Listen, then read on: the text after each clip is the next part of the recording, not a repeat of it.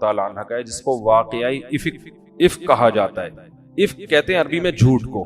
تو حضرت عائشہ رضی اللہ تعالیٰ عنہ 5 ہجری میں نبی صلی اللہ علیہ وسلم نے سفر کیا تھا، ایک جھڑپ تھی، لڑائی تھی معمولی سی، تو جس کو غزوہ بنی مستلق کہا جاتا ہے، 5 ہجری کا واقعہ ہے۔ تو آپ نے قرآن اندازی کی کہ بھائی جس زوجہ کا نام آئے گا وہ میرے ساتھ سفر میں چلیں گے۔ جس آدمی کی زیادہ زوجات ہوں افضل ہے کہ قرآن اندازی کر لے یا ان کی باریاں لگا دے۔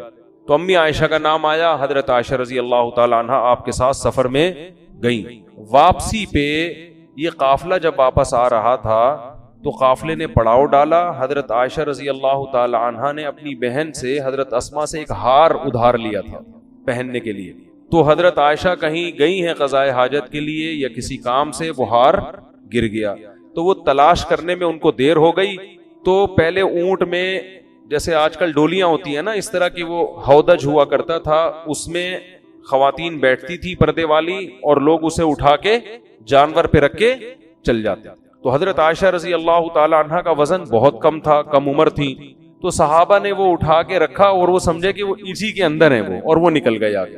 جب حضرت عائشہ رضی اللہ تعالی عنہ آئیں تو پریشان ہوئی کہ قافلہ تو جا چکا ہے۔ تو وہیں اس نیت سے آرام کرنے کے لیے لیٹ گئی کہ جب اگلے اس جگہ پہ جب یہ قافلہ پڑاؤ ڈالے گا، ان کو لگے گا کہ وہ نہیں ہے تو یہ واپس مجھے تلاش کرنے کے لیے یہاں آئیں گے۔ پہلے زمانے میں یہ دستور تھا کہ جب بھی کوئی قافلہ جاتا تھا نا تو پیچھے پیچھے کچھ لوگ آ رہے ہوتے تھے تاکہ اس قافلے سے کوئی چیز اگر رہ گئی ہو تو ہم وہ اٹھا لیں۔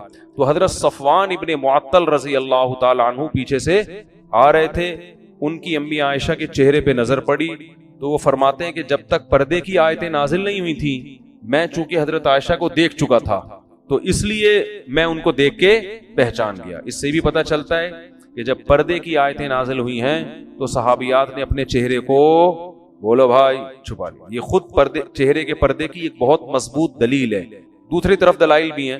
تو خیر، تو انہوں نے زور سے انا للہ و انا الیہ راجعون پڑھا۔ جیسے ہی پڑھا تو حضرت عائشہ اٹھ گئیں۔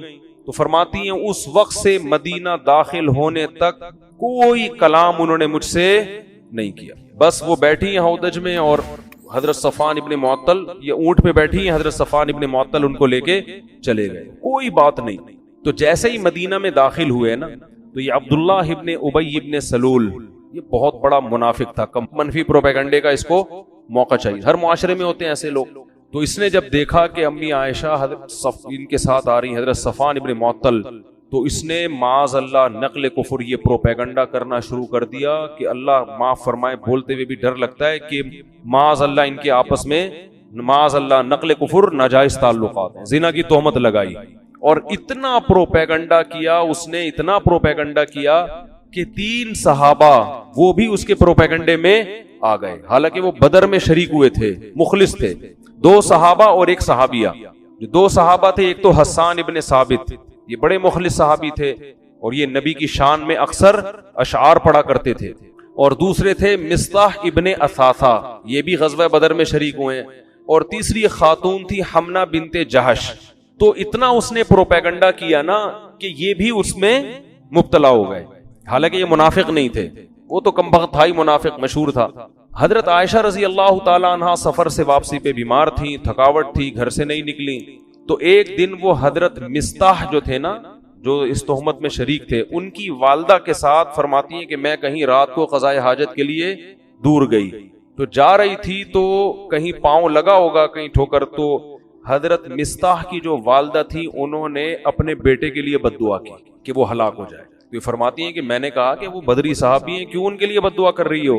تو انہوں نے کہا کہ تمہیں پتہ نہیں ہے تمہارے بارے میں کیا مشہور کر دیا ہے۔ امی عائشہ کو اس وقت تک پتہ نہیں تھا، تو جب ان کو بتایا تو حضرت عائشہ رضی اللہ تعالی عنہا بہت زیادہ روئیں اور بیمار ہو گئیں گھر کے اندر، اور نبی صلی اللہ علیہ وسلم کو بھی اطلاع ملی کہ مدینہ میں اس قسم کی خبریں مشہور ہو گئیں، تو آپ صلی اللہ علیہ وسلم بھی بہت زیادہ غمزدہ۔ تو میں بہت مختصر کر کے یہ واقعہ سنا رہا ہوں۔ تو جب نبی صلی اللہ علیہ وسلم حضرت عائشہ کے والدین کے گھر گئے، ان سے جا کے آپ نے بات کی کہ عائشہ، یعنی آپ بہت پریشان تھے، لیکن آپ نے خود اپنی زوجہ کی بشارت بیان نہیں کی کیونکہ آپ اس میں نیوٹرل رہنا چاہتے تھے۔ آپ نے حضرت عائشہ سے پوچھا کہ بتاؤ اصل معاملہ کیا ہے؟ تو حضرت عائشہ فرماتی ہیں کہ میں نے کہا کہ اگر میں یہ کہوں گی کہ میں بے گناہ ہوں تو لوگ میری بات پہ یقین نہیں کریں گے، اور اگر میں یہ کہوں گی کہ میں مجرم ہوں تو فوراً لوگ کیا کر لیں گے؟ یقین کر لیں گے۔ تو میں اس موقع پہ وہی کہوں گی جو یعقوب علیہ السلام نے اپنے بیٹے کے گم ہونے پر کہا تھا، فَصَبْرٌ جَمِيلٌ، میرے پاس صبر کے علاوہ کوئی راستہ نہیں ہے۔ آپ صلی اللہ علیہ وسلم کو بہت تکلیف ہوئی، اور آپ نے فرمایا کہ اس شخص نے، یعنی عبداللہ بن ابی کے بارے میں، کہ مجھے میری زوجہ کے بارے میں بہت شدید تکلیف کی ہے، بہت شدید تکلیف دی ہے۔ تو حضرت عائشہ فرماتی ہیں کہ مجھے یقین تھا کہ اللہ نبی کو میری براءت بیان کرے گا۔ اچھا، اس میں پھر یہ تفتیش جب شروع کی گئی ہے تو سب سے پہلے سوکنوں سے پوچھا جاتا ہے نا، کیونکہ سوکنے تو سوکن کے بارے میں اکثر منفی سوچ۔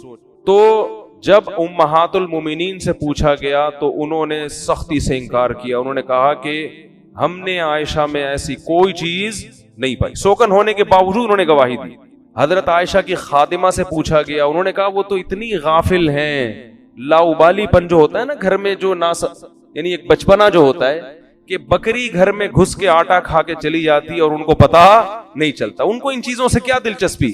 تو آپ صلی اللہ علیہ وسلم، بہت سارے صحابہ نے، حضرت عمر جب تھے، حضرت عمر سے جب پوچھا گیا یہ کیا معاملہ ہے تو فوراً بول پڑے سبحانک ھذا بہتان عظیم، کہنے لگے سبحان اللہ، یہ تو بہت بڑا بہتان ہے۔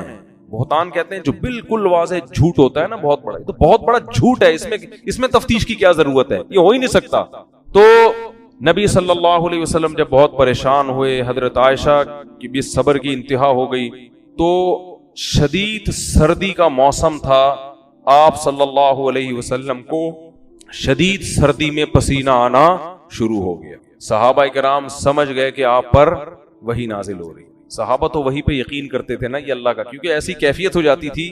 تو حضرت عائشہ فرماتی ہیں شدید سردی میں نا آپ کے ایسا پانی کی طرح پسینہ نچڑتا تھا، ایسی کیفیت ہوتی۔ تو آپ صلی اللہ علیہ وسلم امی عائشہ کے گھر میں، اور آپ پر وحی آنا شروع، اور پورا رکوع 11 آیتیں نازل ہوئیں جس میں اللہ نے حضرت عائشہ رضی اللہ تعالی عنہا کی پاک دامنی کو بیان کیا۔ تو جیسے ہی آپ نارمل کنڈیشن میں آئے ہیں، آپ صلی اللہ علیہ وسلم نے حضرت عائشہ کو خوشخبری سنائی کہ اللہ نے تمہاری پاک دامنی کو اللہ نے بیان کر دیا ہے۔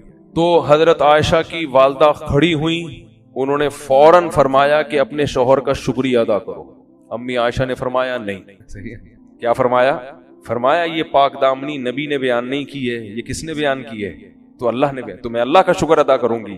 تو اس پر یہ آیتیں نازل ہوئیں۔ حضرت عائشہ فرماتی ہیں مجھے یقین تھا کہ اللہ میری برات کا اعلان کرے گا، مگر اس کا تصور بھی نہیں تھا کہ قرآن کی آیتیں بنا کے اللہ نازل کر دے گا جو قیامت تک پڑھی جائیں گی۔ تو اللہ تعالیٰ نے پھر جو عبداللہ بن ابی تھا اس کے لیے دردناک سخت عذاب کی خوشخبری بتائی، اور فرمایا کہ جب اصول یہ ہے کہ جو کسی پہ زنا کی تہمت لگائے گا تو کتنے گواہ لے کر آئے گا؟ 4 گواہ، اور یہاں کسی کے پاس 1 گواہ بھی نہیں ہے۔ یہ قرآن میں پہلے نازل ہو چکا تھا یہ حکم کہ 4 گواہ ہونے چاہیے۔ تو اب جو لوگ اس میں شریک تھے ان پہ حد قذف جاری ہوگی، اور ان کو 80 کوڑے لگائے گئے، جن میں 2 صحابی اور 1 صحابیہ اور عبداللہ بن ابی منافق، اس کو بھی 80 کوڑے لگائے گئے۔ تو حضرت عائشہ کی اللہ نے برات کا اعلان کیا، اور پھر قرآن نے کہا لولا اذ سمعتموہ، صحابہ کو بھی تنبیہ کی کہ ایسا کیوں نہیں ہوا کہ جب تم نے یہ خبر سنی تھی قلتم ما یکون لنا ان نتکلم بہذا، تم نے یہ کیوں نہیں کہا کہ ہم تو اس پہ کلام بھی نہیں کر سکتے، سبحانک ھذا بہتان عظیم، جو الفاظ حضرت عمر کے تھے نا، تو اللہ نے فرمایا تم سب نے یہ کیوں نہیں کہا۔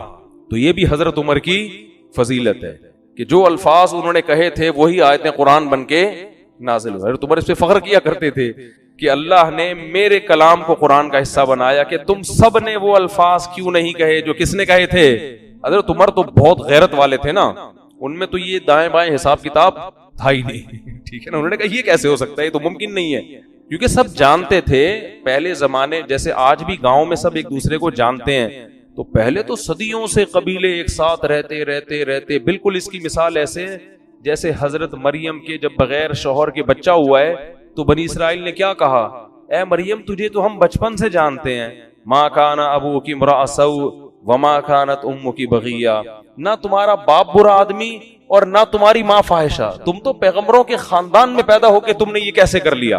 تو جو قریب رہتے ہیں نا وہ ایک دوسرے کو جانتے ہیں. تو حضرت عمر امی عائشہ کو جانتے تھے, ابو بکر کی بیٹی ہیں. سبحانک, انہوں نے کہا اس کی تفتیش کی ضرورت نہیں ہے. سبحانک ھذا بہتان عظیم. پھر اللہ نے فرمایا یعظکم اللہ ان تعودوا لمثلہ ابدا. اللہ تمہیں نصیحت کر رہا ہے اس کے بعد ایسی حرکت کبھی نہیں کرنا. اور قرآن نے کہا ان الذین یرمون المحصنات الغافلات المؤمنات, جو لوگ تہمت لگاتے ہیں پاک دامن عورتوں کو, الغافلات جو بھولی بھالی سیدھی سادی ہیں, جن کو ان فحاشیوں کا پتہ نہیں ہے, المؤمنات پھر مومن بھی ہیں, لہم عذاب عظیم ان کے لیے بہت بڑا عذاب ہے. تو اس میں اللہ نے امی عائشہ کو سیدھی سادی بھی کہا, مومن بھی کہا اور پاک دامن بھی کہا کہ بھائی تہمت اگر کوئی لگائے کسی پہلے سے کوئی فاحشہ عورت ہو, کوئی طوائف ہے مشہور ہے دنیا میں, اس کے بارے میں کوئی کہ اس نے زنا کیا ہے, برا تو یہ بھی ہے, جب تک گواہ نہیں آپ نہیں لگا سکتے. لیکن ایک پاک دامن اور نیک عورت پر آپ کیسے تہمت لگا رہے ہیں؟ پھر قرآن نے یہ بھی کہا الخبیثات للخبیثین والخبیثون للخبیثات. اللہ نے اپنے حبیب صلی اللہ علیہ وسلم کے لیے جس خاتون کی سلیکشن کی ہے وہ طیبات میں داخل ہے, وہ خبیثات میں داخل نہیں ہے.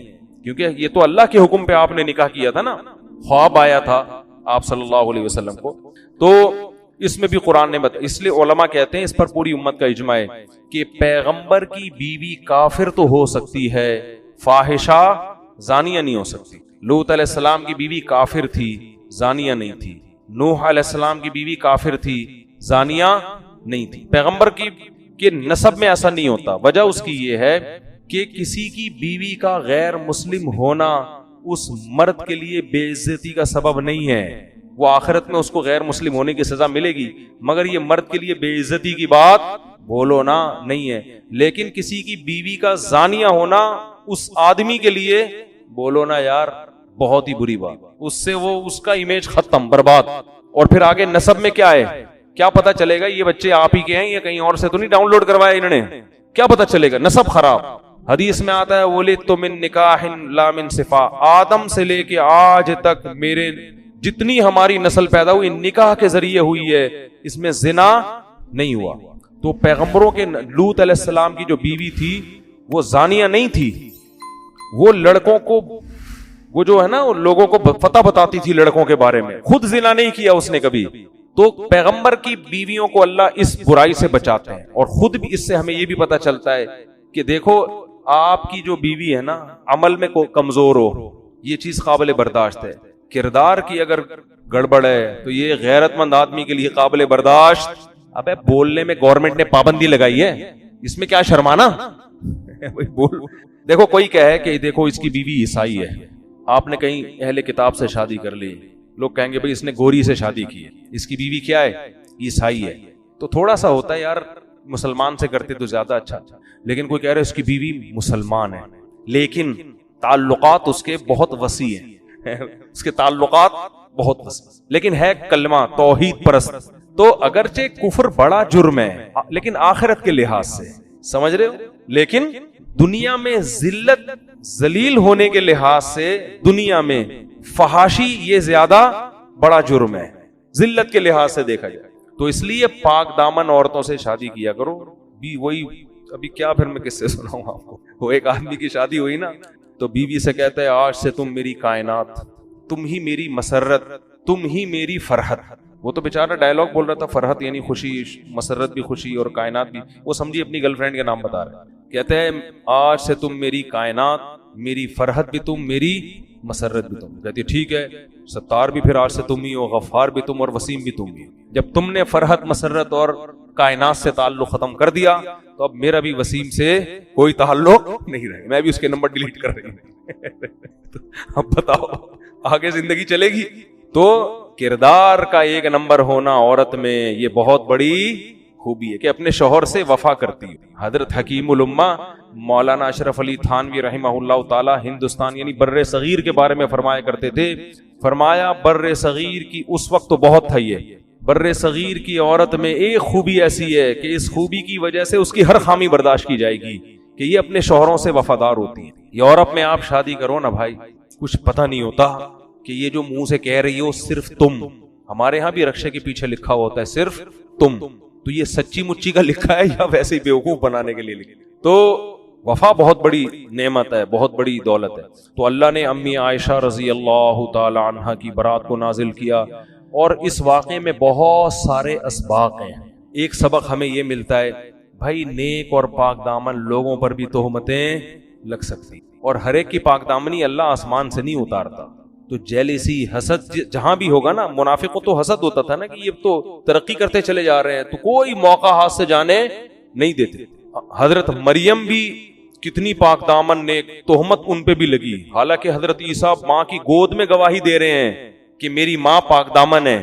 معجزے اللہ نے کتنی اللہ نے بیان کیا نا ان کی پاک دامنی کو, مگر یہودی آج بھی حضرت مریم جیسی پاک دامن کو معاذ اللہ فاحشہ کہتے ہیں. تو دنیا میں برے الزام لگتے بھی ہیں اور پنپتے بھی ہیں, چل بھی جاتے ہیں وہ. امی عائشہ کی پاک دامنی اللہ نے آسمان سے نازل کی یہ بتانے کے لیے, وَتَحْسَبُونَهُ هَيِّنًا وَهُوَ عِندَ اللَّهِ الْعَظِيمِ وَهُوَ عِندَ اللَّهِ عَظِيمٌ, فرمایا تم اس معاملے کو ہلکا سمجھو, لیکن اللہ کی نظر میں پیغمبر کی زوجہ کا معاملہ بہت بڑا ہے. تو اس واقعے سے اللہ نے امی عائشہ کی فضیلت کو بھی بیان کر دیا کہ جو مقام اللہ کی نظر میں حضرت مریم کا ہے, اس معاملے میں وہی مقام اللہ کی نظر میں کس کا ہے, حضرت عائشہ. ان پہ تہمت اللہ نے برداشت نہیں کی, قرآن میں بیان کی. امی عائشہ کی پر جو تہمت لگی وہ بھی اللہ نے قرآن میں بیان کی ہے. لیکن جیسے حضرت مریم کو فاحشہ کہنے والے آج بھی موجود, معاذ اللہ نقل کفر, امی عائشہ کو برا بھلا کہنے والے, فاحشہ کہنے والے بھی آج موجود ہیں. جیسے وہ کافر ہیں یہ بھی کافر ہیں. جو امی عائشہ پہ تہمت لگاتا ہے نا, اسلام کی نظر میں وہ کیا ہے, کیونکہ قرآن نے ان کی پاک دامنی کو بیان کر دیا, واضح لفظوں میں بیان کر دیا قرآن نے. تو یہ بھی ہمیں اس سے سبق ملتا ہے. اور یہ بھی سبق ملتا ہے کہ عورت کی جو صفت اللہ نے بیان کی, الغافلات, فحاشی کی چیزوں کا اس کو پتا نہ ہو. باپ کے گھر سے نکل کے کہاں جائے, شوہر کے گھر میں. آج کل ایسا نہیں ہو رہا, ابا کے گھر سے نکل کے 15-20 سال مختلف تجربے کرتے, سب کی بات نہیں بھائی, 2-4 ہی ایسی ہیں ہوتی ہے, لیکن یہ ہمیشہ پلے باندھ لو. باطل کے سوالات کا کبھی جواب نہ دو, بلکہ اس سے الٹا سوالات کرنا شروع کر دو. میں سمجھا پا رہا ہوں اپنی بات. جب بھی کوئی باطل فرقے کا آدمی آئے نا, آپ سے سوالات پوچھے الٹے ان کے جواب مت دو, آپ اس سے الٹا سوال پوچھنا شروع کر دو. ایک دفعہ کوئی شخص میرے پاس آیا, کہتا ہے عیسائی یہ کہتے ہیں کہ نبی صلی اللہ علیہ وسلم نے اتنی کم عمر لڑکی سے معاذ اللہ شادی کی, جو اس کو تو برا کہتے ہیں نا, وہ حضرت عائشہ کی عمر 9 سال تھی اور یہ تھا اور وہ تھا. بڑے بڑے اعتراضات کر رہے ہیں, کیا جواب ہے؟ حالانکہ اس کے بہت معقول جوابات ہیں. میں نے کہا ان سے بولو کہ فرض کر لو اسلام برا ہے, فرض کر لو اسلام غلط مذہب ہے, تو کیا کریں پھر, ہم چھوڑ دیں اسلام؟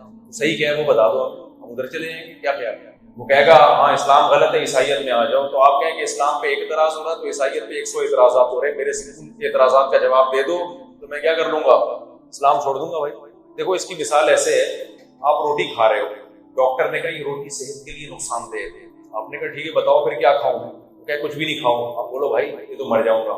روٹی کھانے سے اگر نقصانات بھی اتنے نہیں ہیں جتنے بھوکا رہنے سے, بھوکا ہی رہوں میں, تو یا تو مجھے کوئی آلٹرنیٹ دے جو روٹی سے اچھا ہو, پراٹھا بتا دے, چنے چاٹ بتا دے, گوشت بتا دے, بھائی انڈے بتا دے, کوئی آلٹرنیٹ تو دے نہیں رہا. تو جو آلٹرنیٹ دے رہا ہے وہ اتنا ہے کہ اگر روٹی میں شوگر بڑھتی ہے تو جو تو آلٹرنیٹ بتا رہا ہے وہ کہہ رہا ہے وہ چرس ہے, چرس کھاؤ. اس پہ تو 10 اعتراضات ہوتے ہیں, کیا خیال ہے؟ تو روٹی چھڑوا کے تو ہمیں جو چیز پہ لا رہا ہے وہ ہیروئن ہے, وہ چرس ہے, تو روٹی چھوڑو گے پھر؟ تو جب بھی کوئی آپ پہ اعتراض کیا کرے نا کہ آپ کا فرقہ صحیح نہیں ہے یا آپ کا مذہب صحیح نہیں ہے, تو اس کے اعتراضات کے جواب دینے کے بجائے الٹا اس سے سوالات پوچھنا. جیسے عیسائی نے کیا, وہ کہہ رہے اسلام پہ یہ اعتراض ہے, یہ اعتراض ہے. میں نے اس بندے کو کہا, میں نے کہا اس کو بولو چلو فرض کر لو اسلام غلط ہو گیا نا یہ اعتراضات سے, تو میں کیا کروں؟ وہ فوراً کہے گا عیسائیت پہ آؤ. اس کے اسلام پہ اگر 10 اعتراض ہوتے ہیں تو عیسائیت پہ کتنے ہوتے ہیں؟ 100 ہوتے ہیں. مجھے ان کا جواب, پہلا جواب تو یہ چاہیے مجھے کہ خدا ایک بھی ہے, 3 بھی ہیں. یہ بات کھوپڑی شریف میں نبی صلی اللہ علیہ وسلم نے 50 سال کی عمر میں 9 سال کی لڑکی سے نکاح کیا. 9 سال میں میڈیکل سائنس کہتی ہے کہ لڑکی بالغ ہو سکتی ہے, اور پھر آپ سمجھ رہے ہو کہ حضرت عائشہ پہ ظلم ہوا, لیکن حضرت عائشہ سمجھ رہی ہے کہ مجھ پہ ظلم نہیں ہوا. آپ کہہ سکتے اس وقت وہ بچی تھی, ان کو پتا نہیں تھا، لیکن بعد میں تو بڑی ہو گئی نا، پھر بھی فخر کرتی تھی، موت تک فخر کرتی رہی، اور نبی کے ساتھ نبی نے اجازت دی کہ بھئی فقر و فاقہ ہے تو تم چاہو تو مجھ سے طلاق لے سکتی ہو۔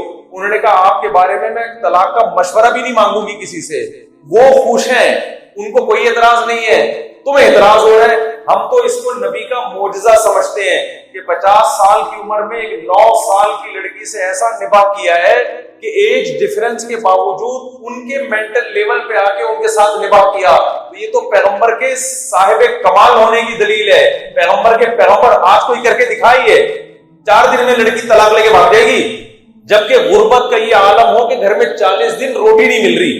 بتاؤ آپ کی بیگم کو اگر گھر میں 40 دن چولہا نہ ملے، چولہا ہی نہ جلے، اور آپ ہینڈسم اسمارٹ ہو، 24 سال کے جم سے ابھی تازہ مسٹر سندھ بن کے آئے ہو، آپ اتنی زبردست پرسنالٹی، آپ 26 سال کے، بیگم 25 سال کی، ایک دم جوڑ کا رشتہ، 40 دن دور کی بات، 3 دن اگر آٹا نہیں ملے گا نا، کھانا نہیں ملے گا، بیگم مارکیٹ سے کیا ہو جائے گی؟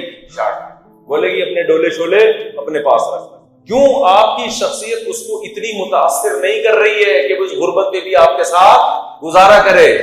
ہمارے نبی 50 سال کے، امی عائشہ 9 سال کی، لیکن آپ کی پرسنالٹی نے امی عائشہ کو ایسا متاثر کیا کہ رسول اللہ صلی اللہ علیہ وسلم نے آپ کو طلاق کا اختیار دیا۔ قرآن کہتا ہے کہ میں اس غربت میں ہی گزارا کروں گا، میرے گھر میں 40 دن چولہا نہیں جلے گا، کھجور پانی پہ گزارا کرنا پڑے گا۔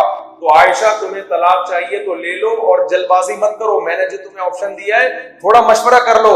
امی عائشہ نے فرمایا افیکا اشاور، کیسی باتیں کر رہے ہیں، پیغمبر کے بارے میں، آپ کے بارے میں مشورہ کروں کہ رہنا ہے کہ نہیں رہنا؟ بھائی جیسی غربت ہو، آپ کے بارے میں تو مشورہ بھی نہیں میں کر سکتی کسی سے، رہنا ہی رہنا ہے آپ کے ساتھ۔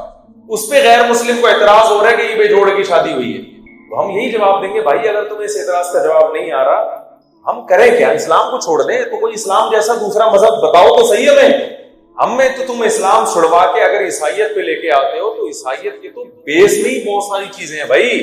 وہ کہہ رہے خدا ایک بھی اور خدا کیا ہے؟ 3 بھی ہے۔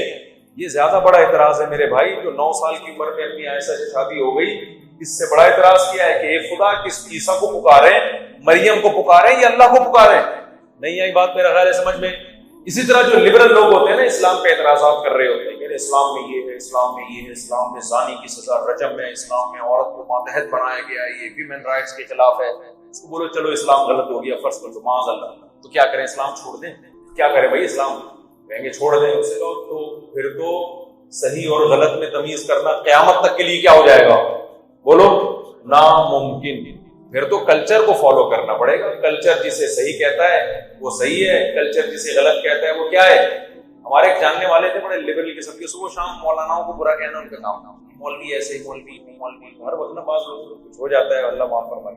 تو ایک دن وہ کہنے لگے کہ یار وہ ایک صاحب ہیں، وہ آفس میں ہوتے ہیں تو ان کی بیگم کے کسی سے غلط تعلقات ہیں، وہ دوسرے صاحب گھر میں آتے ہیں، غلط ہے یہ۔ میں نے کہا کیوں غلط ہے بھائی، اس میں کیا خراب ہے؟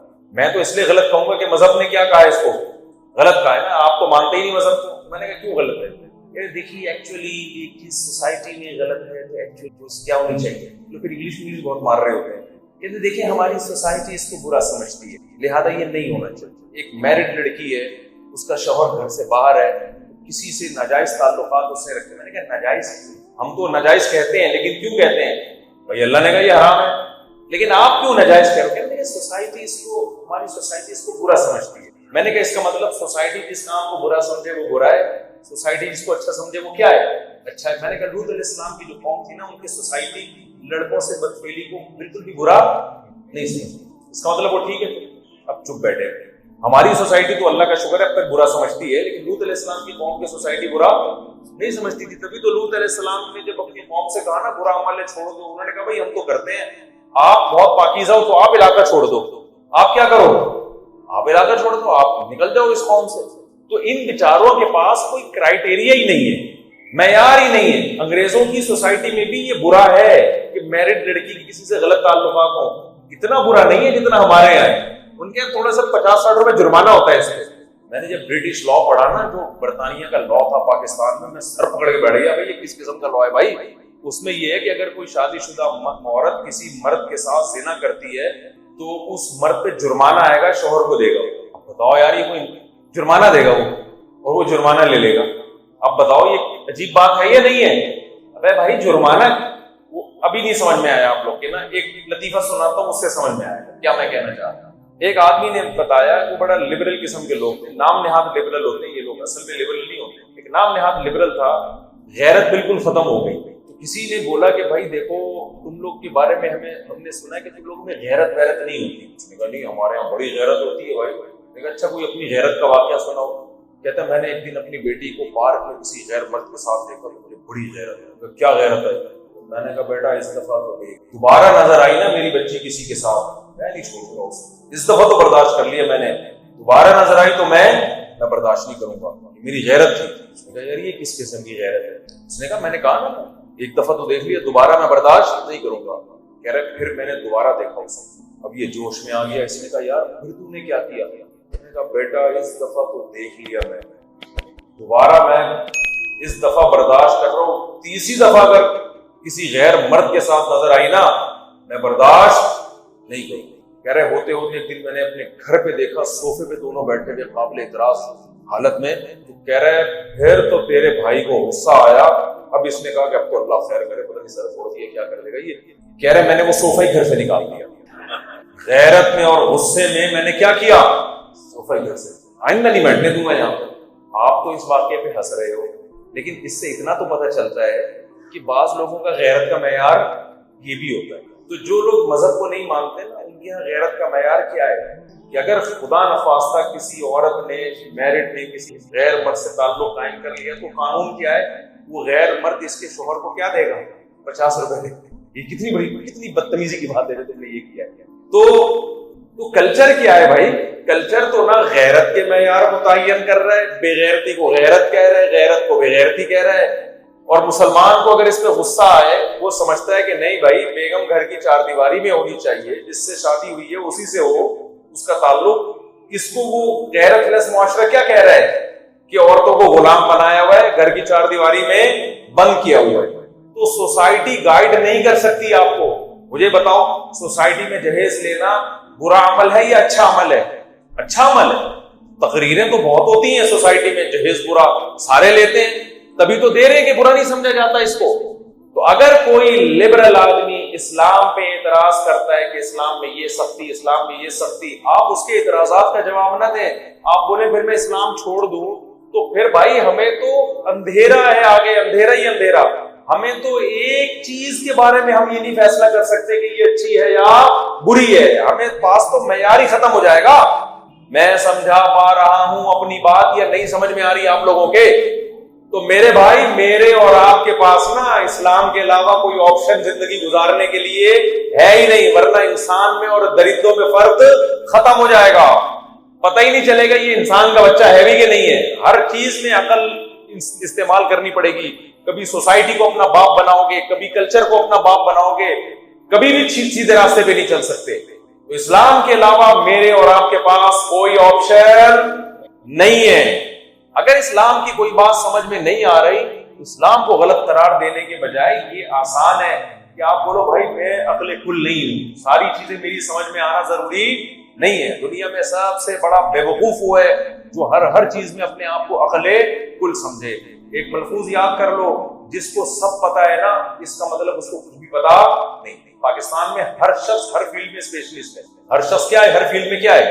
اس کا مطلب یہ کسی بھی چیز میں جو اسپیشلسٹ ہوتا ہے نا وہ اپنی فیلڈ میں ماہر ہوتا ہے، دوسرے کی فیلڈ میں وہ خاموشی اختیار کرتا ہے. لیکن آپ یوٹیوب پہ دیکھ لیں بعض ایسے ہیں کہ ان سے کچھ بھی پوچھا جائے ہر بات کا ان کے پاس جواب ہے. تو میں آپ سے یہ کر رہا تھا کہ باطل لوگوں کا حل ہمیشہ یہ ہوتا ہے کہ ان کے سوال کے جواب دینے کے بجائے آپ ان سے الٹا سوالات شروع کر دیں. اسی طرح جب یہ بات چل پڑی ہے تو ایک اور اہم مسئلہ حل کروں. جب آپ اسلام پہ آنا شروع کرو گے، اسلام آپ کی سمجھ میں آ جائے گا، تو پھر ایک بہت بڑا سوال یہ کھڑا ہوگا کہ کون سا والا اسلام. یہ بھی آج کل ایک بڑا مسئلہ ہے. جب آپ اسلام پہ آؤ گے نا کہ یار میرے پاس اسلام کے علاوہ کوئی آپشن نہیں ہے، اسلام ہی پہ چلنا ہے. اسلام میں پہلے وہ اس کو بتا دوں، وہ بات میں ایسا نہ بھول جاؤں میں. یہ جو اللہ نے کہا نا کہ تم جو کہتے ہو کہ موت کے بعد دوبارہ زندگی نہیں، زندگی ہے، یہ بات ہماری کھوپڑی میں نہیں آتی. اللہ کہتے ہیں اس سے عجیب بات یہ ہے کہ تم کہو کہ موت کے بعد کوئی زندگی نہیں ہے. یہ عجیب کیوں ہے؟ دو وجہ سے. ایک تو اس لیے کہ جس نے پہلی مرتبہ بنا دیا، عدم سے وجود میں لے آیا، اس کے لیے ریپیئرنگ کرنا کیا مشکل کام ہے؟ تو عجیب تو وہ بات کر رہا ہے جو خدا کے بارے میں یہ کہے کہ وہ پہلی دفعہ بنا سکتا ہے، دوسری دفعہ نہیں بنا سکتا، اس کی عقل میں ماتم کرنا چاہیے۔ تو اللہ بھی اعتراض کا جواب دینے کے بجائے جو اعتراض کر رہا ہے الٹا اسی پہ اعتراض کر رہے کہ نہیں کر رہے، کہ بھائی دیکھو ایک آدمی بارش سے بھاگا اور پرنالے کے نیچے آگے کھڑا ہو گیا، اس سے پوچھا بھائی تو بارش سے کیوں بھاگا؟ کہہ رہا ہے پانی سے بچنے کے لیے۔ تو ابے تو پانی سے بچ رہا ہے تو پرنالے کے نیچے آگے کھڑا ہو گیا۔ تو اللہ بھی ابھی اسی انداز میں ہم سے کہہ رہے ہیں کہ تم اعتراض ہم پہ یہ کر رہے ہو کہ دوبارہ کیسے بنیں گے؟ اعتراض تو تم پہ ہوتا ہے کہ جو ایک دفعہ پیدا کر سکتا ہے اس کے بارے میں تم دلیل پیش کرو کہ وہ دوبارہ پیدا نہیں کر سکتا۔ دوسری بات اس سے بھی زیادہ عجیب، اللہ کہتے ہیں اچھا مجھے یہ بتاؤ اگر دوبارہ زندگی نہیں ہے، حساب و کتاب نہیں ہے، تو بڑی اعتراض کی بات یہ ہے کہ اس کا مطلب یہ ہوا ام نجعل المتقین کالفجار، جو دنیا میں اچھا کر کے آئے گا اس کا بھی انجام لاش میں کیڑے پڑیں گے اور مٹی ہو جائے گا، اور جو دنیا میں برا کر کے آئے گا 100 انسانوں کو ایک انسان نے قتل کیا، ڈرگس کو پوری دنیا کو ڈرگس میں ڈال دیا، نشے میں ڈال دیا، اسمگلنگ کرتے ہیں نا لوگ نشے کی، پوری دنیا کو برباد کر دیا، انسانیت کے لیے انسانیت کا سکون برباد کر دیا۔ دنیا میں ایسے بدبخت بھی ہیں جنہوں نے اپنے ماں باپ کا قتل کیا ہے، ایسے بدبخت بھی ہیں 100 انسانوں کا قتل کیا چند ٹکوں کے خاطر۔ تو اللہ کہتے ہیں اگر میں نے انسانوں کو دوبارہ زندہ نہیں کرنا تو مجھ پر بہت بڑا اعتراض ہوتا ہے کہ جو نیکیاں کر کے آتے ہیں، ماں باپ کی خدمت کر رہے ہیں، بوڑھوں کی خدمت کر رہے ہیں، انسانیت کی خدمت کر رہے ہیں، مرنے کے بعد وہ بھی مٹی ہو کے ختم، اور جو برا کر رہے ہیں مرنے کے بعد وہ بھی مٹی ہو کے ختم۔ دنیا میں کوئی ایسی حکومت دیکھی جو اچھوں اور بروں کے ساتھ ایک معاملہ کرے تو میں اچھے اور برے کا انجام ایک جیسا کر دوں؟ یہ زیادہ عجیب بات ہے، ایسا نہیں ہو سکتا۔ جب دنیا میں کوئی گورنمنٹ ایسا نہیں کرتی تو میں ایسا کیسے کر سکتا ہوں؟ تو اس سے کیا پتا چلتا ہے کہ اللہ اعتراض کا جواب دینے والے کے پر نا الٹا اعتراض کر رہے ہیں، کہ اعتراض تو تم پہ بنتا ہے۔ تو اس لیے پہلی بات تو اس پورے بیان کا میرا مقصد ہے نا، اسلام کے بارے میں اپنے کانسیپٹ کو کیا کریں، کلیئر کریں۔ ہمارے پاس میرے بھائی اسلام کے علاوہ کوئی آپشن نہیں ہے۔ اور قرآن کیا کہتا ہے؟ من اعرض عن ذکری، اللہ نے ایک دھمکی دی ہے اور ایک خوشخبری سنائی ہے۔ اللہ نے کہا من اعرض عن ذکری فإن له معیشة ضنکا، جو اسلام پہ نہیں چلے گا، اسلام کو اوڑھنا بچھونا نہیں بنائے گا۔ پہلی تو اللہ نے دھمکی دی، تمام تر ترقیوں کے باوجود اس کی زندگی کو اس پہ تنگ کر دوں گا میں۔ ایک انسان جیل میں تنگی محسوس کرتا ہے، وہ سمجھ میں آتی ہے، ایک کھلے میدان میں تنگی محسوس کر رہا ہوں، تو یہ کھلے میدان کا فالٹ نہیں ہے، یہ اس کی اپنی کھوپڑی کا بولو فالٹ۔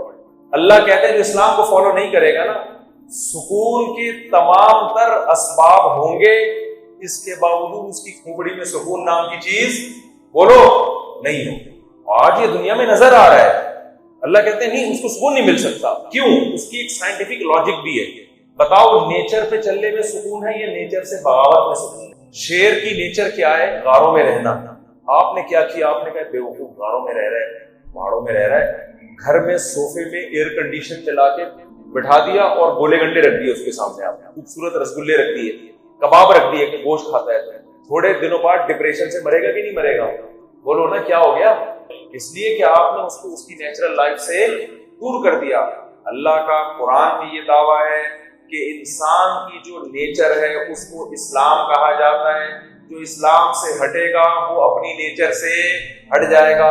گورے اسلام سے ہٹ گئے، نیچر انسان کی تھی نکاح کر کے زندگی گزارنا، عورت کے پاس جانا، نیچر سے ہٹے مردوں کے پاس جانا شروع ہو گئے، نیچر سے ہٹے نکاح کے بجائے زنا کا راستہ اختیار کر لیا۔ انسان کی نیچر تھی جب پیدا ہوگا تو ایک ددیال والا خاندان ہوگا، ایک دنیال والا خاندان ہوگا۔ جو نیچر سے ہٹے زنا جب آیا تو جب پیدا ہوا صرف ننیال ملا، ددیال مارکیٹ سے شارٹ ہو گیا، اور جو ننیال ملا وہ بھی اس کو ننیال کہتے ہوئے بھی شرم آ رہی ہے ہمیں۔ ایک عدد اماں اور ایک عدد نانی جو اولڈ ہاؤس میں ہوگی وہ بھی نواسے کو گھر میں میسر نہیں ہے، اماں کے علاوہ کوئی خالہ چچا پھوپھی بھی نہیں مل رہی اس کو۔ تو یہ نیچر ہے، یہ نیچر سے بغاوت ہے۔ نیچر کیا ہے؟ جب آپ کا دماغ تھک جاتا ہے، آپ سو جاتے ہیں اور دماغ فریش ہو جاتا ہے، یہ نیچرل ہے، صدیوں سے چلا آ رہا ہے. اور نیچر سے بغاوت کیا ہے؟ جب آپ ٹینشن میں ہوتے ہیں آپ شراب پینا شروع کر دیں. یہ سکون حاصل کرنے کا نیچرل طریقہ نہیں ہے، یہ نیچر سے بغاوت ہے. اب شراب میں سکون نہیں ملے گا آپ کو. شرابی کہتا ہے میں تو پیتا ہوں مجھے سکون ملتا ہے. ابے تو نے اپنے آپ کو اس کا عادی بنا لیا ہے. اب تھوڑی دیر میں تجھے نہیں ملے گی، تیرا دماغ خراب ہوگا. اور جو پینے کا عادی نہیں ہے پوری زندگی نہیں پیے گا، اس کا دماغ پھر بھی خراب نہیں ہوگا. ہم تو اتنا لمبا بیان کر رہے ہیں بغیر پیے. شرابی کر سکتا ہے؟ تو دماغ ہمارا خراب ہو گیا، شرابی کا خراب ہو گیا. شرابی کا دماغ خراب ہو گیا میرے بھائی. ہر چیز اسلام کی، انسان کی نیچر ہے وہ ایک خدا کی عبادت مانگتا ہے، وہ خدا کو مانگتا ہے، عبادت کرتا ہے. خدا نہیں ملے گا ڈپریشن میں جائے گا. وہ کوئی ہے جو اس کو تسلیاں دیتا ہے کہ غم بھی میں دیتا ہوں، خوشیاں بھی میں دیتا ہوں. خدا کو زندگی سے نکال دیا آپ نے تو یہ نیچر کے خلاف ہے. کون تسلی دے گا آپ کو؟ موٹیویشنل اسپیکر تھوڑی تسلی دیں گے. آج کل لوگ تسلی کے لیے موٹیویشنل اسپیکر کو سن رہے ہیں. ابے ان کو کون تسلی دے رہا ہے؟ ہمارے محلے میں ایک کوئی فاحشہ خاتون تھی، اب تو بیچاری چلی گئی، اللہ مغفرت کرے. تو اس سے کوئی شادی نہیں کرتا تھا، اس کے کیریکٹر خراب تھا. تو ایک بندہ آیا مجھے کہنے لگا کہ ایک دن یہ مجھے پکڑ کے کہنے لگی مجھے لے کے بھاگ جا. میں نے کہا آپ نے کیا جواب دیا؟ کہتے میں نے کہا میں تجھے لے کے بھاگوں گا، مجھے کون لے کے بھاگے گا؟ تو آپ کو موٹیویشنل اسپیکر تسلی دے دیتا ہے غموں سے بالفرض، حالانکہ نہیں دے سکتا وہ غموں سے. اس کے پاس پاورفل موٹیویشن نہیں ہے جو اسلام کے پاس ہے. اگر بالفرض وہ آپ کو تسلی دے دیتا ہے تو اس کو تسلی کون دیتا ہے؟ وہ خود اپنے بیانات سنے گا بیٹھ کے کیا؟ جو موٹیویشن قرآن نے دی ہے نا غموں میں، قرآن نے کس طرح سے ہمیں تسلی دی ہے؟ الذین اذا اصابتهم مصیبۃ قالوا انا للہ وانا الیہ راجعون. فرمایا ہمارے نیک بندے جب انہیں کوئی مصیبت پہنچتی ہے یہ کہتے ہیں ہم اللہ کے غلام ہیں. مالک کو حق ہوتا ہے کہ غلام کے ساتھ جیسا چاہے سلوک کرے، اور اللہ ہمارا ظالم مالک نہیں ہے. نعم المولا و نعم النصیر، وہ ہمارا دوست ہے. وہ اگر ہمیں کوئی مصیبت پہنچا رہا ہے اس مصیبت میں ہماری خیر ہے. اور وَإِلَيْهِ راجعون، اور ہم نے لوٹ کے بھی اللہ کے پاس جانا ہے. آج جو مصیبت ہمیں ملی ہے کل اللہ اس مصیبت کے بدلے میں اگر ہم صبر کرتے ہیں تو ہمیں اس کا اجر دے گا. یعقوب علیہ السلام کا بیٹا چھین گیا بچپن میں، ساری زندگی غموں میں گزری. کیا یعقوب علیہ السلام نے کسی موٹیویشنل اسپیکر کی تقریر سنی تھی اس غم سے بچنے کے لیے؟ بولو نا. کیا کسی نفسیاتی ڈاکٹر کے پاس گئے تھے کہ جی میں کاؤنسلنگ کریں میری، آپ میں بہت پریشان ہوں؟ یعقوب علیہ السلام کے زبان پہ ایک جملہ تھا، اعلم من اللہ ما لا تعلمون، میں اللہ کے بارے میں وہ کچھ جانتا ہوں جو تم نہیں جانتے. اس غم میں بھی میرا رب مجھے کچھ نوازنا چاہتا ہے. جب تک اللہ آپ کی زندگی میں نہیں ہوگا غموں سے تسلی کسی کا باپ بھی آپ کو نہیں دے سکتا. ابیوزنگ لینگویج پہ میں پیش کی معذرت کر چکا ہوں. میں ابے تبے پہ بھی آتا ہوں اور باپ دادا پہ بھی. ہم جب بچپن میں پھڈا کرتے تھے نا وہ کہتے تیرا باپ بھی یہ کام نہیں کرتا. آپ اسرار ہیں؟ کیا نام ہے آپ کا؟ جو ہمارے دوست ہیں اسرار، بالکل آپ کی شکل کے لگ رہے ہیں. چھوٹے کیسے ہو گئے؟ تھوڑے باریک تھے، کئی سالوں سے ملا نہیں ہوں میں ان سے. تو ہم جب بچپن میں لڑتے تھے تو اسکولوں میں لڑتے بھی تھے الحمدللہ. اب تو اسکولوں میں لڑنا بڑھنا چھوڑ دیا. یہ بھی نیچرل نہیں ہے میرے بھائی. ڈپریشن میں جا رہے ہیں بچے اس سے. بچوں کے بہن بھائی ہوا کرتے تھے آپس میں لڑتے تھے، وہ یہ نیچرل ہے. اس سے ان میں کانفیڈنس پیدا ہوتا ہے، برداشت پیدا ہوتی ہے. ایک ایک دو بچے ہوتے ہیں، کس سے لڑیں گے جا کے؟ لہٰذا وہ چھوئی ہوئی بن جاتے ہیں. بڑے ہو کے ذرا سی بھی ڈپریشن برداشت نہیں کرتے. آپ کو پتا ہے مالداروں کے بچوں میں ڈپریشن کی بیماری اور دماغی توازن خراب ہونے کی بیماری غریبوں کے بچوں سے زیادہ ہے. کیوں؟ اس کو کوئی ٹینشن ہی نہیں ملتی کبھی، نہ کبھی ڈانٹا نہ کبھی مارا اما نے، نہ کبھی ڈانٹا، کچھ بھی نہیں. ہر خواہش پوری ہو رہی ہے. بچے کی اوپر کی سیٹنگ کیا ہو جاتی ہے؟ غریب کا بچہ بات پہ ماں سے چپیٹ کھاتا ہے. غریب کے بچے کو روٹی کھلانی نہیں پڑتی، بچانی پڑتی ہے. اور مالدار کے بچے کے لیے مائیں پہلے دو رکعتیں پڑھ کے منت مانگتی ہیں، اللہ اس کو روٹی کھانے کی توفیق عطا فرما دے. اس کے بعد جا کے بڑی مشکل سے کھاتا ہے. تو نیچرل لائف سے دور ہو رہا ہے انسان. تو ہم وہ بچپن میں جب اسکولوں میں پھڈے ہوتے تھے نا، ہم کہتے تھے تیرا باپ بھی نہیں کر سکتا ایسا. تو کہتے اوئے باپ پہ نہیں جانا. حالانکہ باپ کی یہ بھی نہیں مانتا گھر میں، لیکن یہاں برہم ہوئے باپ پہ نہیں جانا. تو پھر ہم بھی نہیں جاتے تھے باپ پہ.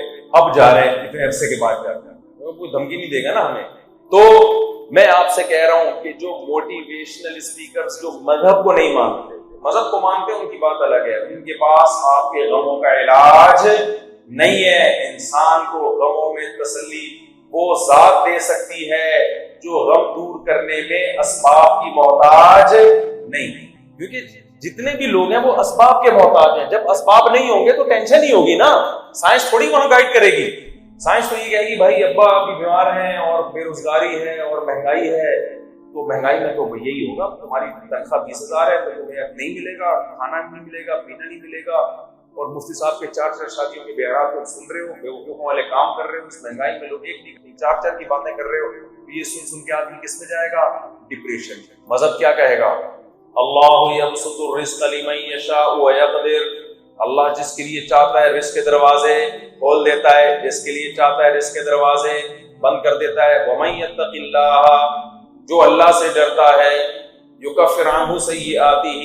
ومن یتق اللہ, کیا ہے بھائی آیت؟ یجعل لہ مخرجا, جو اللہ سے ڈرتا ہے. ویرزقہ من حیث لا یحتسب, جو اللہ سے ڈرتا ہے اللہ اس کو ایسی جگہ سے روزی دیتا ہے جہاں سے اس کا گمان نہیں ہوتا. ایسی ایسی جگہوں سے روزی دیتا ہے. تو جو اللہ کو مانے گا وہ اس بات کو بھی مانے گا, اور اس کی ڈپریشن کیا ہوگی؟ ختم. اور نظر بھی آئے گا واقعی ایسی جگہ سے روزی مل رہی ہے جہاں سے رزق کا تصور بھی ممکن نہیں تھا. مجھے نہیں مانے گا, سارے اسباب ہوتے ہوئے بھی اس کی زندگی کیا کر دوں گا؟ تنگ, ٹینشنوں میں ڈال دوں گا. پڑے ہوئے لوگ آج ٹینشنوں میں. جس نفسیاتی ڈاکٹر سے آپ علاج کرا رہے ہوتے ہو نا, وہ بیچارہ خود اپنا علاج کسی اور ڈاکٹر سے کراتا ہے تھوڑے دنوں میں. سارے ڈاکٹر ایک جیسے نہیں ہوتے کہ آپ سارے ڈاکٹروں سے بدگمان ہو جائیں. نہیں ہے, کوئی معقول حل کسی کے پاس نہیں ہے. اور جو اللہ کے حکم پہ چلے گا, میں نے کہا تھا نا ایک بڑی خطرناک دھمکی ہے قرآن میں اور ایک بہترین خوشخبری ہے. وہ کیا ہے؟ اللہ فرماتے ہیں فَلَنُحْيِيَنَّهُ حَيَاةً طَيِّبَةً. اس سے پہلے والا لفظ کیا ہے؟ ہاں, من عمل صالحا من ذکر او انثى وهو مؤمن, جو نیک عمل کرے گا چاہے مرد ہو یا عورت, بشرطے کہ اللہ کو مانتا بھی ہو. کیونکہ نیکی گورے بھی کرتے ہیں لیکن اللہ کو مان کے نہیں کرتے. اس کہتے ہیں کہ اچھے انسان کے لیے ضروری ہے کہ وہ سوسائٹی میں اچھے کام. سمجھ آ رہی ہے؟ دل نہ دکھائے کسی. ان کی نظر میں ایئر ہوسٹس بہت اچھی ہے کیونکہ سب سے اچھے اخلاق سے پیش آتا ہے. اسلام کی نظر میں اگر وہ اپنے ابا اماں سے بھی اسی تمیز سے پیش آتی ہے تو بہت اچھی ہے. اگر ابا اماں سے اس طرح سے بات نہیں کرتی, میاں سے اس طرح سے بات نہیں کرتی, تو اللہ کی نظر میں وہ اچھی بولو نہیں. تو اللہ کہتے ہیں جو میری یاد سے اعراض کرے گا, ہاں جو نیک عمل کرے گا, وَهُوَ مُؤْمِنٌ, بشرطے کہ مومن بھی ہو, فَلَنُحْيِيَنَّهُ حَيَاةً طَيِّبَةً. اتنا بڑا دعویٰ کر دیا نا قرآن کہتا ہے کہ میں قسم اٹھا کے کہتا ہوں, لام تاکید کے لیے اور نون بھی تاکید کے لیے, ہم ضرور 3 دفعہ ضرور کا لفظ لگایا اللہ نے. لام تاکید, نحیینہ میں نون تاکید ثقیلہ, جو 2 تاکیدوں کو فائدہ دیتا ہے. یعنی اللہ کہتے ہیں فَلَنُحْيِيَنَّهُ حَيَاةً طَيِّبَةً, ہم ضرور اس کو اٹریکٹیو زندگی دیں گے, پرکشش زندگی دیں گے, پاکیزہ زندگی. پاکیزہ کا مطلب وہ پاکیزہ جس میں اٹریکشن ہو. دیکھو جب صاف ستھرے کپڑے پہن کے انسان پاکیزہ نہا دھو کے آتا ہے تو اٹریکٹیو ہو جاتا ہے نا وہ. کل میں گھر سے باہر نکلا نا, ہماری گلی کے الحمدللہ گٹر بھرے ہوئے ہیں کراچی کے, پورے اللہ کا بڑا فضل ہے. اس کی وجہ سے ہمارا امیون سسٹم بہت پاورفل ہو گیا. اب کراچی کا بندہ گٹر میں گر کے بھی نکل آئے نا, بیمار نہیں ہوتا. تو حسب معمول میں سعودی عرب سے آتا ہے نا, جب آدمی کسی دوسرے ملک سے 3-4 دن تک بدبو سے دماغ ساڑا رہتا ہے اس کا.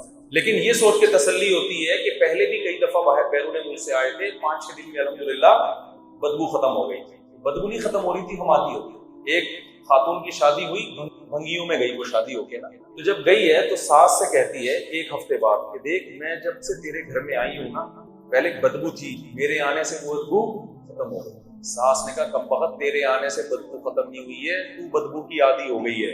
کیونکہ میں بھی جب نئی اس خاندان میں آئی تھی مجھے بھی بدبو آتی تھی, 1 ہفتے بعد مجھے بھی آنا بند ہو. تو کراچی میں الحمدللہ نہ گٹر کے ڈھکن وکن بھی عام نہیں ہوتے, ابلتے رہتے ہیں. تو ہمارے گھر کے باہر گلی میں پورے گٹر ابل رہے تھے. تو کل میں گھر سے باہر نکلا تو مجھے ایک گٹر کے اوپر نا اتنا حصہ نظر آیا ایک بندے کو, بھنگی بیچارہ گٹر صاف کر رہا تھا, پورا اندر پانی اوپر تک گٹر کے.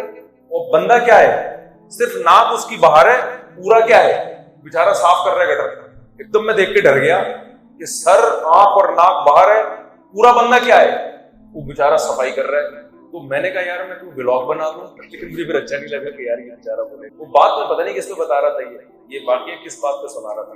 ہاں اب آپ مجھے ایک بات بتاؤ، وہ جب گٹر میں ڈوب کے بیچارہ نکلے گا، ہم بچپن کا بھی ایک واقعہ یاد آتا ہے، ایک دفعہ ایک منگی بیچارہ گٹر میں سے نکلا ہے نا، تو سر پہ اس کی چیزیں رکھی ہوئی تھی، وہ اس کو پتہ ہی نہیں میرے سر پہ کیا رکھا ہوا ہے، ہم مذاق اڑا رہے ہیں بچے اس کا، ابے یہ کیا لے کے ڈنٹ تھی اس کی، کیا لے کے گھوم رہا ہے۔ اب آپ مجھے ایک بات بتاؤ، وہ تو بیچارے کی جو بھی ہے کم از کم ڈکیتی تو نہیں کر رہا نا وہ، لیکن اٹریکشن ہے اس میں کیا؟ اگر وہ باہر نکلے اور کہے مفتی صاحب میں آپ سے بہت محبت ہے، آپ سے گلے ملنا چاہتا ہوں، میرے کتنے بھی اچھے اخلاق ہوں میں مل لوں گا، میں کہوں گا بھائی اگر میں تجھ سے گلے ملا اس سے کوئی گلے نہیں ملے گا۔ اس سے کیا پتا چلتا ہے؟ گندگی میں اٹریکشن۔ لیکن بعض دفعہ ایسے بھی ہوتا ہے، میں خوشبوؤں میں بہت، میرا ذوق بہت ہی تھوڑا سخت قسم کا ذوق ہے، ہر خوشبو مجھے پسند نہیں آتی، بہت کم خوشبوئیں پسند آتی ہیں۔ اکثر کوئی خوشبو لگا کے آئے نا تو میں اس سے 2 کلومیٹر دور بھاگ رہا ہوتا ہوں کہ میرے نہ لگ جائے کہیں۔ الکوہلک خوشبو ہوتی ہے، دماغ میں چڑھ رہی ہوتی ہے۔ بعض دفعہ عرب لوگ بڑی اچھی خوشبوئیں لگاتے ہیں، بعض دفعہ ایسے ہوا کہ کسی اپنے دوست سے میں گلے ملا، بہترین اوریجنل خوشبو لگائی ہوئی تھی، گلے ہی ملتا رہا، آدمی کہتا ہے یار اتنی اچھی خوشبو آ رہی ہے کہ ایک دفعہ اور گلے ملے، اور کپڑے بھی صاف، لباس بھی صاف۔ تو اللہ نے خوشبو میں اور صفائی میں اٹریکشن رکھی ہے، تو اللہ نے قرآن میں کہا کہ جو اسلام کو فالو کرے گا اس کی زندگی کو کیا بنا دوں گا؟ اٹریکٹیو، اس کو اپنی زندگی اچھی لگنے لگے گی، کیونکہ اسلام ہر جگہ پاکیزگی سکھاتا ہے، آپ کو برائی سے روکتا ہے، اور جو اسلام کو فالو نہیں کرے گا اس کی مثال بھنگیوں کی سی ہے، سب کچھ ہوتے ہوئے اس میں اٹریکشن ختم ہو جائے گی۔ تو آج جو دنیا پرست لوگ، جو نام نہاد لبرل لوگ آپ کو اتنے اٹریکٹیو لگ رہے ہیں نا، یہ دور دور سے لگ رہے ہیں، قریب جا کے ان کے ساتھ کچھ ٹائم گزارو، آپ بھی ڈپریشن کے مریض بن جاؤ گے تھوڑے دنوں میں، یہ اللہ کا وعدہ ہے۔ اب میں بات کو سمیٹ کے ختم کرتا ہوں، اتنے سارے اللہ نے وعدے کر لیے آپ سے، اتنے سارے وعدے کر لیے اللہ نے، تو میرے بھائی اب ہمارے پاس اسلام کے علاوہ کوئی آپشن نہیں۔ اب جلدی سے بات کو سمیٹ کے ختم کرتا ہوں۔ اب ایک بڑا مسئلہ ہماری سوسائٹی میں یہ کھڑا ہوتا ہے کہ ٹھیک ہے جی ہم سے اسلام کو فالو کرنا ہے، لیکن کون سا والا اسلام؟